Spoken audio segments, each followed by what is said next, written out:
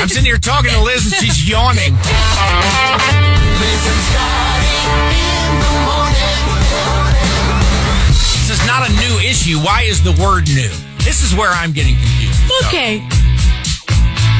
Something to ponder and chew on today. Yeah. I'm just exhilarating you, aren't I? I'm sitting here talking to Liz and she's yawning. No. God, imagine what the listeners are doing. Jeez. I was just telling Liz the story and she yawned at me. And we turned the microphones off and just started giggling. Here's why. And I'm probably going to bore you even more here.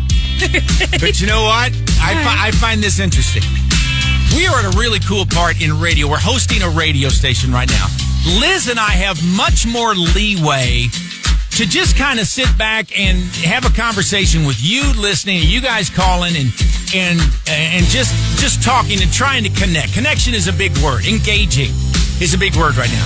And see, that's different from even just a few years ago where they would just tell people in our position over and over again, the only important thing was that you did whatever you did and you did it in less than 30 seconds. Mm-hmm.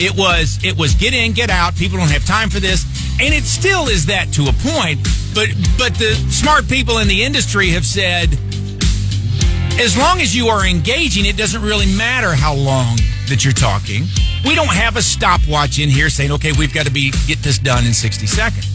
And that was always my pushback on it a little bit back when, we would have meetings with our bosses and with people in the industry. They were like, that was a little long. And I'm like, yeah, but you know what? A good 60 seconds is better than an average 30 seconds, The problem is my arrogance and my cockiness. I think that I'm so good at this job that we'll get to talking about something and I can feel that, we're really not clicking on anything, but give me a minute. I'll find it. And I'll keep talking until I find that thing. Sometimes we find it, and other times we don't. And many times it's not until you go back and listen to it, which we do from time to time. We critique ourselves and that sort of thing. You go back, and it's easy to say, you know what, we should have bailed out right there. But again, my arrogance keeps pushing it forward because I think I'm so good at this. I'm going to find that little nugget, and it's going to be the funniest thing that anybody hears on the radio all day. Yeah. So we kind of learn as we do this that's kind of what goes through our heads sometimes when we're having these kind of relaxed conversations that I'm glad we get to have. We have the opportunity to have those things. But you kind of learn those little subtle cues that maybe it's time to wrap this thing and get off of it. That's what's so funny to me about this. There's nothing subtle about me getting to the end of a sentence and Liz going,